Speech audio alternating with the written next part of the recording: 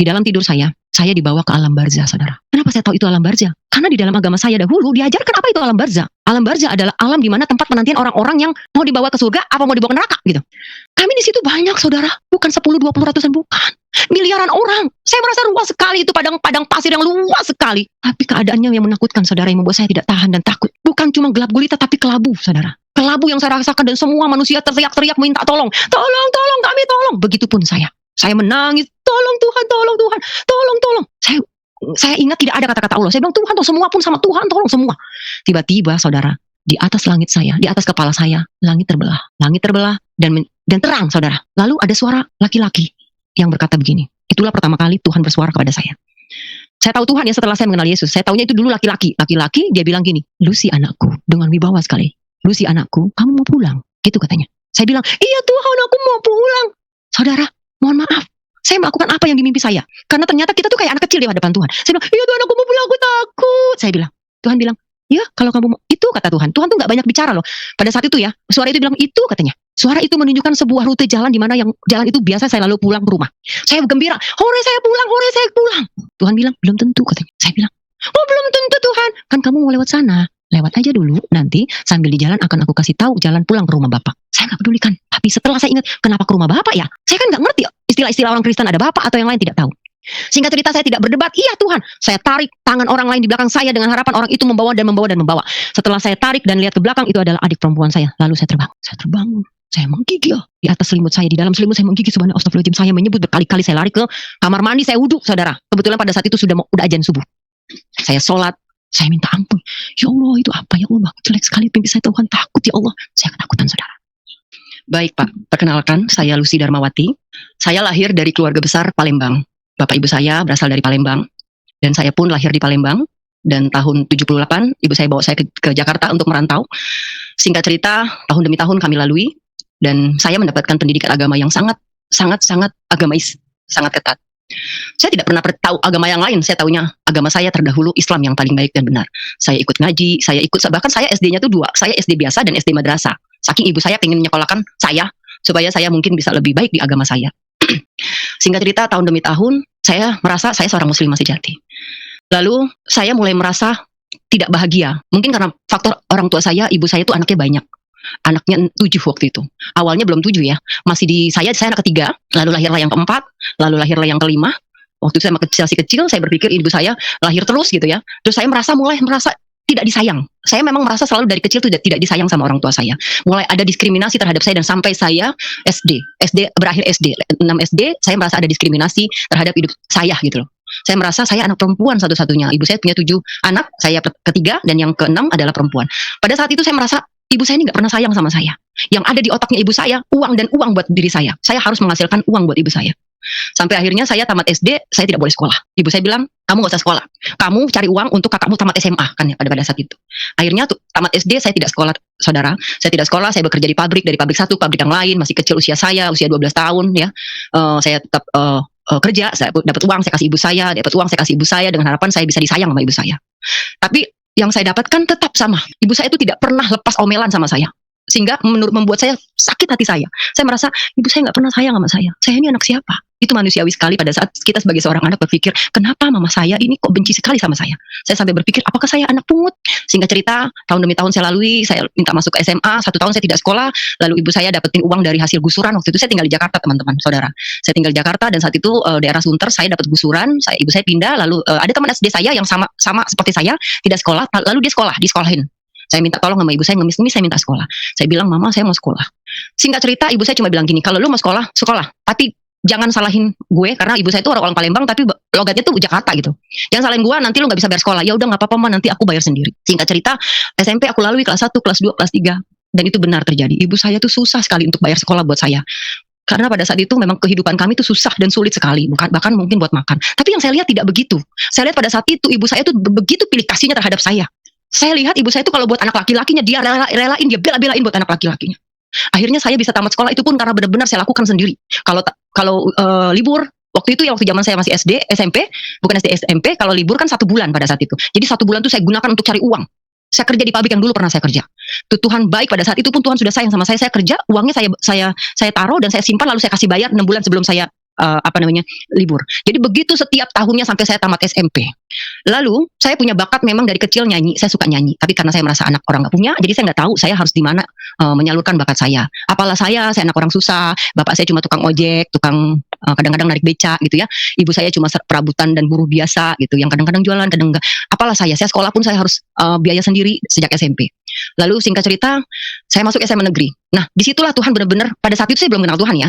Saya selalu setiap doa saya menangis, saya cuma bilang, ya Allah, kenapa hidup saya seperti ini? Dari kecil seperti itu, lalu saya SMA, dan mulai di saya SMA itu kehidupan mulai berpihak kepada saya. Saya kelas 1 SMA, ada satu studio musik yang mencari vokalis. Singkat cerita saya melamar di sana, lalu tapi tetap saja ibu saya tetap merasa saya itu nggak pantas ya, bahkan sering sekali saya dihina ibu saya, bahkan ibu saya bilang nggak usah sekolah karena nanti juga larinya ke dapur kira-kira.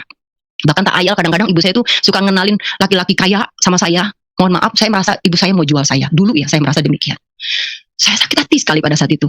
Lalu singkat cerita, SMA kelas 2, saya dikasih SMA kelas 2 mulai saya punya duit banyak dari hasil nyanyi. Kelas 1 enggak terlalu banyak karena saya nyanyi cuma mulai dari panggung-panggung di Ancol ya, yang bayarannya cuma 6.000 perak. Nah, kelas 2 SMA saya mulai nyanyi dari kafe ke kafe, disitulah awal mulanya saya nyanyi ke kafe. Nah, di samping itu saya sudah mulai merasa saya sudah jadi artis pada saat itu.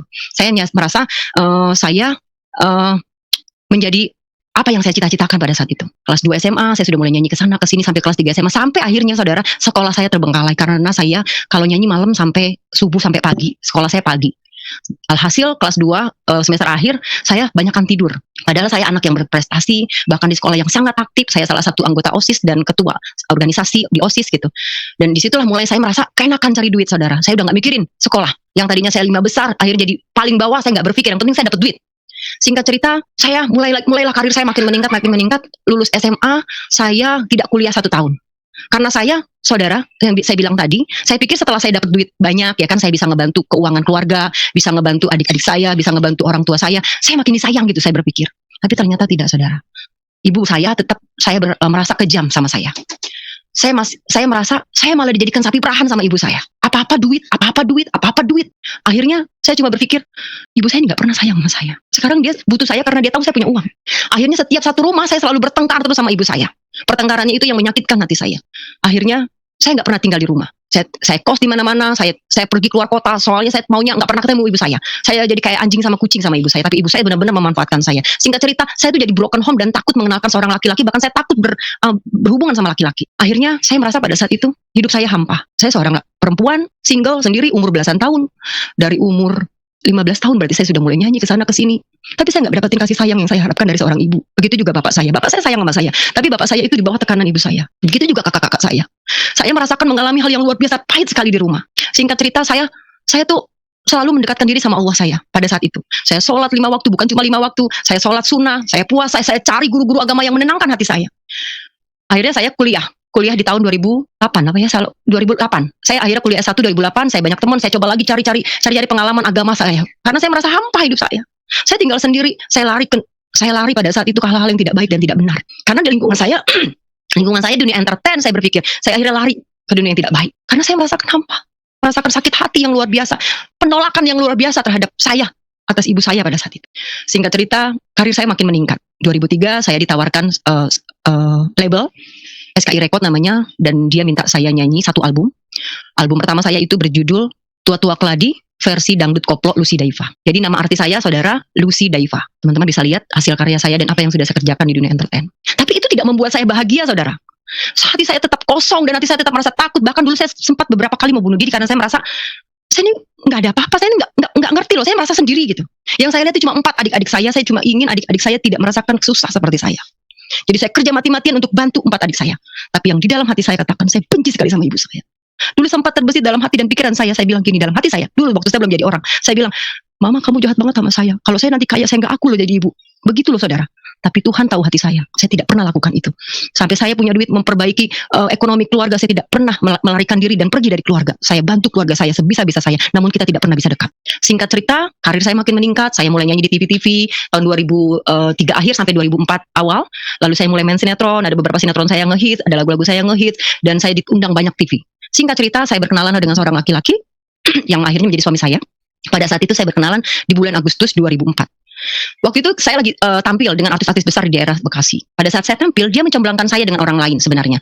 Lalu sambil berjalan Agustus itu cuma kenalan 1 hari, 2 hari, 3 hari, lalu dia pulang lagi ke Jerman. Ternyata dia tinggal di Jerman. Singkat cerita, obrolan kita tetap sampai di waktu itu BBM ya. Lalu terus BBM-an, dia mencoba ngejar saya dan menjomblangkan saya, tapi saya tidak mau. Lalu akhirnya dia cuma bilang gini, ya udah deh kita stop ngomongin pribadi. Saya mau kontrak kamu karena kamu unik. Kamu artis yang unik. Dan saya sedang cari artis yang pada saat itu memang lagi ngetop-ngetopnya Inul Daratista ya. Jadi saya termasuk di dalam deretan Inul Daratista dengan goyang ala-alanya pada saat itu. Lalu akhirnya dia minta saya untuk mengontrak saya dengan label di Jerman. Oke, kalau memang begitu saya bilang bawa aja ke sini produsernya, saya bilang. Ternyata di bulan September dia benar-benar menepati janjinya, saudara.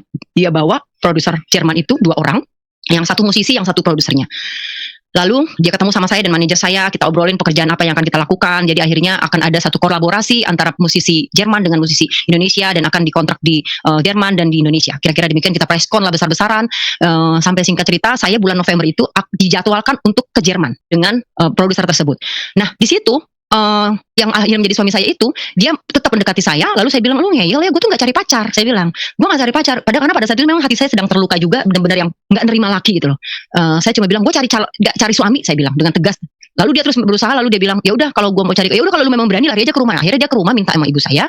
Nah, singkat cerita, karena saya harus ke Jerman di bulan November, ibu saya tidak mau melepaskan saya karena pada saat itu kan usia saya masih 26. Ibu saya bilang, kawin aja sama si ini karena kamu nanti dijagain gitu.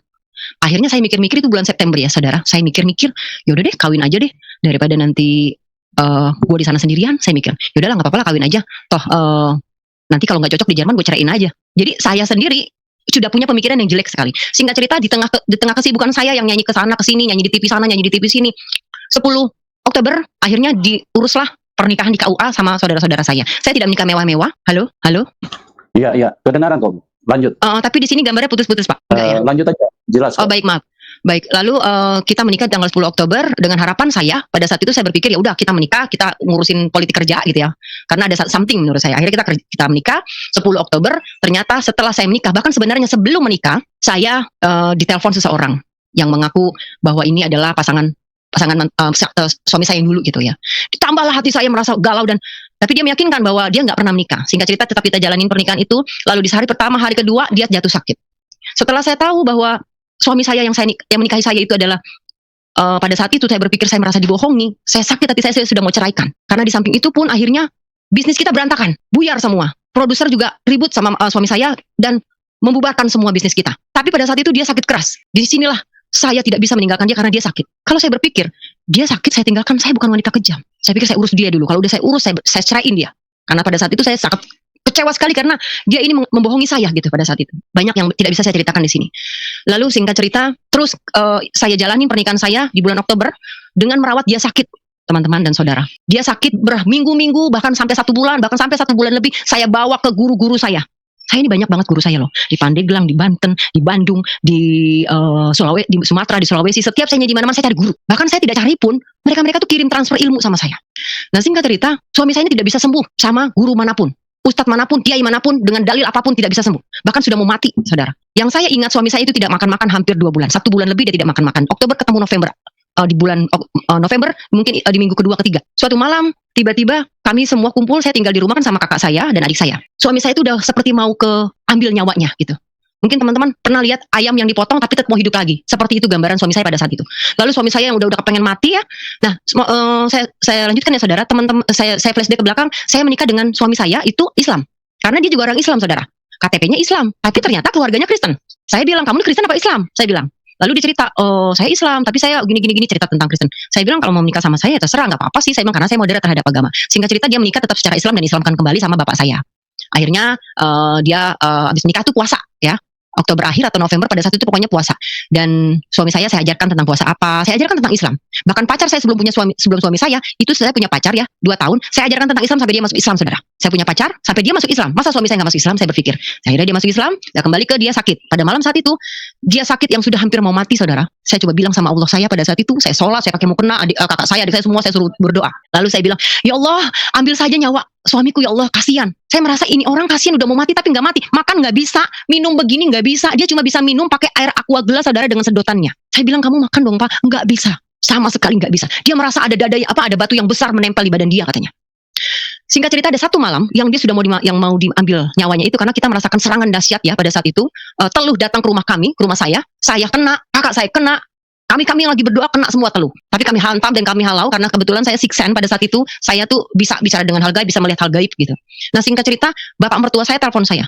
Lalu dia cerita, Lucy, Leo kenapa? Kata dia. Saya ceritakan gini-gini, kamu bantu saya, kita doakan dia. Saya doakan gini. Dan disitulah pertama kali bapak mertua saya bilang gini, Leo kamu baca ini. Gitu ya. Dia tidak menolak. Dia izin dulu sama saya. Mama boleh gak saya baca ini? Gitu. Ya saya ngelihat dia mau mati kan. Saya pikir, ya udahlah, nggak apa-apa lah. Karena dia mau mati, saya pikir. Akhirnya dia membacakan, dia nggak kuat baca. Dia bilang gini, tolong aku bacain. Dia minta bacakan kitab dia, satu ayat saja. Dia yang bukakan, dia tunjuk sama saya, bacakan ini. Saya bacakan di telinganya dia, tapi saya nggak ingat bacaan itu apa. Ya, setelah saya bacakan, lalu bapaknya diam, amin gitu. Dia minta lagu pujian, terus bapaknya bilang kalau malam ini tidak sehat juga, besok pulang ke Bali. Akhirnya kami pulang ke Bali besoknya. Saya lupa itu hari apa. Akhirnya saya pergi ke Bali. Hari itu juga pagi itu sekitar jam 9 jam 10 kita dapat pesawat penerbangan karena kita langsung beli tiket di sana. Sampai di Bali sekitar jam 2 ya kira-kira dari sana. Akhirnya kita sampai di rumah mertua saya di daerah Canggu itu jam 3. Saya ingat sekali sore. Ternyata sudah kumpul semua saudara-saudara bapak mertua saya yang ternyata itu adalah orang-orang gereja. Lalu mereka bilang sama saya, izin sama saya, Pak gambarnya nggak bergerak ya Pak? Halo? Ya, bergerak kok Ibu, bergerak. Oh ya udah berarti saya terus ya Pak. Iya baik. Terus. Lalu ternyata di sana itu saya lupa ada berapa orang, tapi saya lihat banyak gitu. Mereka, bapak mertua saya khususnya, karena pada saat itu saya lagi puasa ya. Mertua saya bilang, Lucy, ini kami mau doakan nama suami saya pada saat itu Leo ya. Nama suami saya Leo. Leo pakai cara Kristen boleh katanya gitu. Saya bilang boleh, karena menurut saya udah ikhlas Pak. Ini laki saya mau mati, saya pikir dia mau mati, jadi saya relain aja. Dia mau ngapain saya relain pada saat itu. Iya boleh. Dan suami saya juga bilang, saya boleh ya. Iya boleh, saya bilang.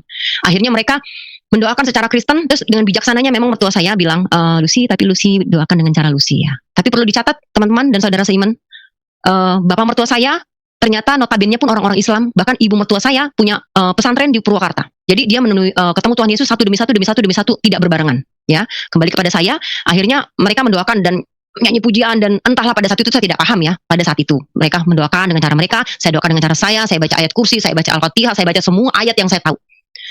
Lalu singkat cerita pada saat saya berdoa di sebelah kanan itu suami saya. Disinilah penglihatan pertama saya terhadap keajaiban Tuhan Yesus. Itu tahun 2004 November saudara. Saya berdoa dengan cara saya doakan, saya baca Al-Fatihah, saya baca ayat kursi, semua saya baca saudara. Tiba-tiba pada saat saya merem dan saya sambil baca doa seperti itu, saya tuh tiba-tiba tidak ada di situ saudara. Saya tiba-tiba ada di sebuah taman padang rumput hijau yang meluas, melintang luas, yang dipenuhi dengan pohon-pohon yang rindang, tapi tidak menakutkan saudara. Saya berada di sana, itu dalam keadaan saya tidak berdoa, tapi benar-benar saya merasa ada di sana. Bukan mimpi, saya merasa roh saya dibawa ke sana.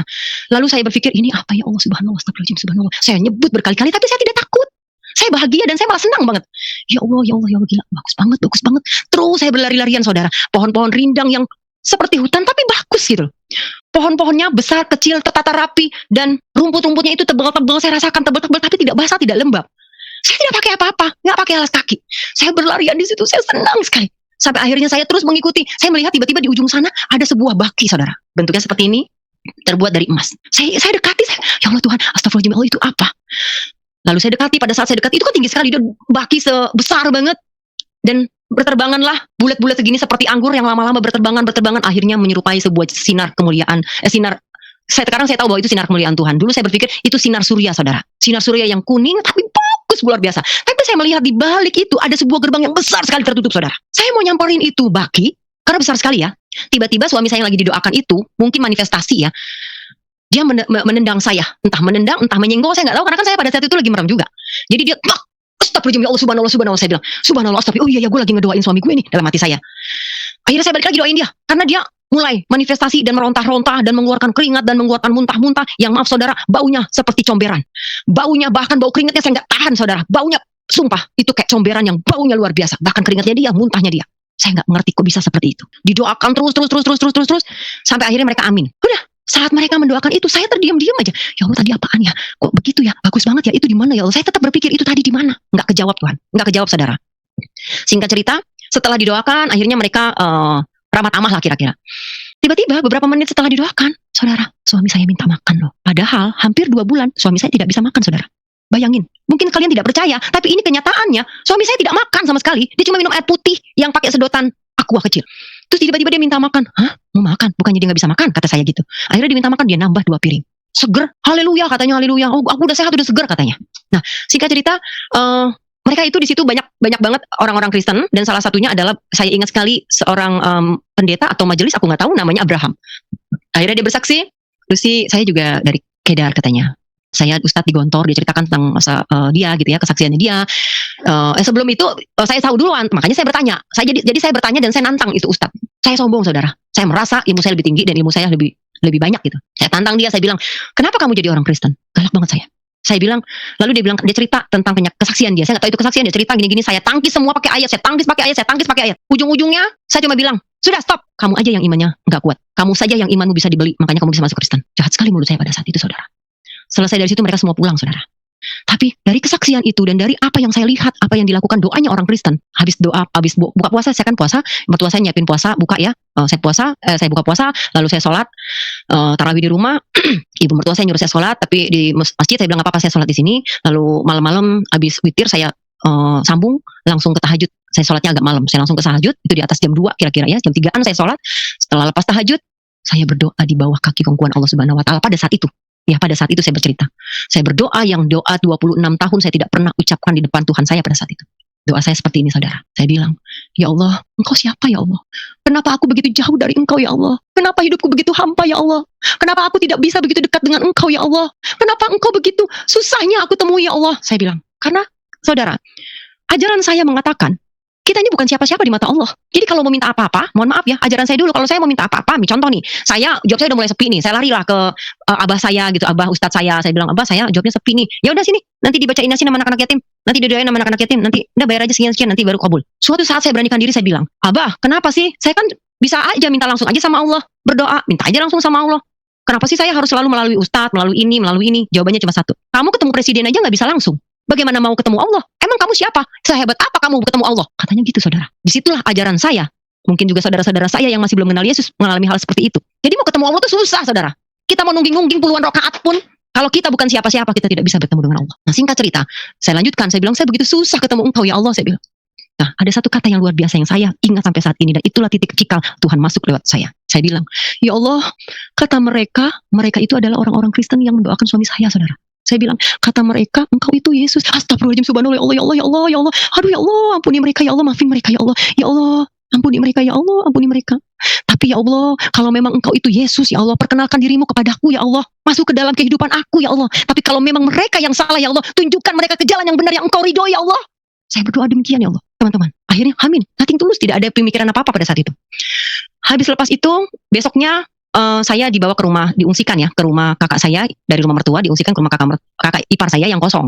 Kalian di sini aja dulu, nggak usah di rumah mama sama bapak sama ibu. Akhirnya kami berdua tinggal di satu daerah juga, masih di daerah Bali. Kita tinggal di sana.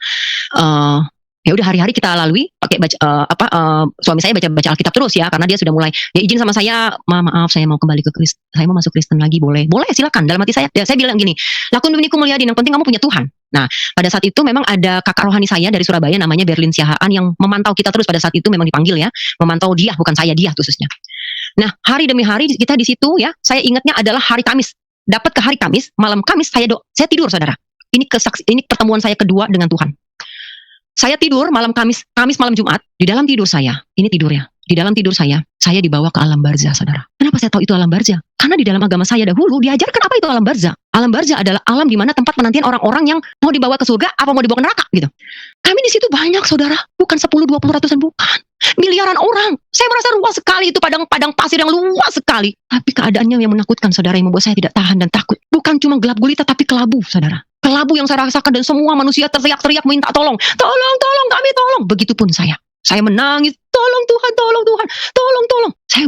Saya ingat tidak ada kata-kata Allah. Saya bilang, Tuhan, semua pun sama Tuhan, tolong semua. Tiba-tiba, saudara, di atas langit saya, di atas kepala saya, langit terbelah dan terang, saudara. Lalu ada suara laki-laki yang berkata begini. Itulah pertama kali Tuhan bersuara kepada saya. Saya tahu Tuhan ya setelah saya mengenal Yesus. Saya tahunya itu dulu laki-laki. Laki-laki, dia bilang gini, Lucy anakku, dengan wibawa sekali. Lucy anakku, kamu mau pulang? Gitu katanya. Saya bilang, iya Tuhan, aku mau pulang. Saudara, mohon maaf, saya melakukan apa yang di mimpi saya. Karena ternyata kita tuh kayak anak kecil di hadapan Tuhan. Saya bilang, iya Tuhan, aku mau pulang, aku takut. Saya bilang, Tuhan bilang, ya kalau kamu mau, itu kata Tuhan. Tuhan tuh gak banyak bicara loh. Pada saat itu ya, suara itu bilang, itu katanya. Suara itu menunjukkan sebuah rute jalan di mana yang jalan itu biasa saya lalu pulang ke rumah. Saya gembira, hore saya pulang. Tuhan bilang, belum tentu katanya. Saya bilang, Oh belum tentu Tuhan, kan kamu mau lewat sana. Lewat aja dulu, nanti sambil di jalan akan aku kasih tahu jalan pulang ke rumah Bapak. Saya nggak pedulikan, tapi setelah saya ingat, kenapa ke rumah Bapak ya? Saya kan nggak ngerti istilah-istilah orang Kristen ada Bapak atau yang lain tidak tahu. Singkat cerita saya tidak berdebat, iya Tuhan. Saya tarik tangan orang lain di belakang saya dengan harapan orang itu membawa dan membawa dan membawa. Setelah saya tarik dan lihat ke belakang, itu adalah adik perempuan saya. Lalu saya terbang. Saya terbangun. Saya menggigil di atas selimut saya, di dalam selimut saya menggigil. Subhanallah, astagfirullahaladzim. Saya menyebut berkali-kali, saya lari ke kamar mandi, saya wudhu, saudara. Kebetulan pada saat itu sudah azan subuh. Saya sholat, saya minta ampun. Ya Allah, itu apa ya Allah, jelek sekali mimpi saya, Tuhan, takut ya Allah. Saya ketakutan, saudara. Lepas dari subuh itu, saya sudah mulai mau melupakan, tapi masih teringat-ingat. Di saat itu, waktu duhur, saudara. Duhur tiba-tiba setelah duhur itu, mulailah suara-suara itu terus datang kepada saya. Yang katanya sama saja. Suara itu berkata begini, Lucy anakku, kalau engkau mau mengenal aku, bacalah aku. Itu katanya, saudara. Itu saya sholat duhur, saudara. Siapa tuh? Kan di telinga. Saya berpikir, siapa tuh? Sudahlah. Habis saya sholat berapa menit kemudian, begitu lagi, saudara. Saya tidak takut sama suara-suara gitu karena saya tadi bilangnya saya six sense. Saya gampang banget ketemu hal goib. Gampang banget ngobrol sama orang hal goib gitu. Gampang sekali, jadi saya nggak takut. Lepas itu masuk ke asar. Saya sholat di kamar satunya lagi. Saya sholat, habis sholat datang lagi suara itu. Sampai ke hari Jumat, dari Kamis ke Jumat, berkali-kali, satu hari lebih puluhan kali, bahkan ratusan kali suara itu nongol. Itu Kamis, itu Jumat. Lalu Sabtu, saya ingat sekali karena suara itu terus bergema di kuping saya. Tiba-tiba karena suatu hari itu entah Jumat atau Sabtu saya lupa, yang penting adalah suara itu datang, lalu saya cuma bilang, ya biar lu gak ngomong terus deh, kata saya. Apaan sih mau gue baca? Lu tuh apaan sih? Lu tuh siapa sih? Saya bilang. Sampai saya bilang, saya doain kalau malaikat tetap buat saya damai, kalau iblis pergi, saya bilang gitu kan. Tapi tetap berhari-hari, ribuan bahkan ratusan kali suara itu datang. Akhirnya saya bilang, yaudah, apaan sih yang saya baca? Saudara, ternyata dia nunjuk itu. Saya lagi di tempat tidur, lagi nyelonjor ya. Itunya ke arah kaki saya, saudara. Ternyata di ujung kaki saya sebelah kiri ada Alkitab warna biru. Suami saya habis baca Alkitab. Saya bilang gini, gila lu, itu kan Alkitabnya orang Kristen, syarat kali lu ya. Saya bilang, mana mungkin gue baca? Gak boleh lah, gila lu ya. Haram, masuk neraka gue, kata gue gitu ya. Tuhan gak ngomong apa-apa loh. Terus dia bilang, suara itu coba bilang, bacalah aku, bacalah. Terus aja. Akhirnya, yaudah. Karena saya kan tiap hari dihantui dengan suara itu, saya gak kuat kan, saya ambil, saya bilang, kok harus baca apa? Ya bacalah tentang aku. Lu siapa? Kata saya gitu. Lu tuh siapa? Suami saya teriak, mama lu ngomong sama siapa? Katanya, enggak apa, udah diam aja. Ya dia udah ngerti kan. Akhirnya, saya buka-buka, tulisannya kecil-kecil, bingung saya. Aduh, ya Allah, saya bingung. Saya bilang, ini mau bacain apa? Saya bilang, bacalah tentang aku. Kamu tuh siapa? Saya bilang, aku Yesus, katanya. Oh, tapi saya gak kaget loh. Sombong sekali loh saya. Saya gak kaget gitu loh. Oke, saya bilang. Lalu saya buka, saya mau cari nih, saya baca Yesus di mana? Kebetulan tuh buku kayak ada perikopnya gitu loh. Baca kalau mau tahu Yesus baca di mana gitu loh, saudara. Dan Alkitab itu hilang loh, nggak tahu, kayaknya dibakar ibu saya. Oke. Saya baca, oh mau tahu Yesus itu berarti baca Matius. Saya baca Matius, saudara. Waktu saya baca itu suara nggak datang loh, diam. Saya baca. Tapi sebelum baca, saya baca istighfar berkali-kali. Saya baca Al-Fatihah, saya baca ayat kursi, semua ayat yang saya tahu saya baca. Saya minta ampun sama Allah. Saya bilang, ya Allah maafin aku ya Allah ya, ampuni aku ya Allah ya. Jangan kau marah, jangan masuk neraka ya Allah, jangan keharamkan aku. Anggap aja aku baca novel, kata saya.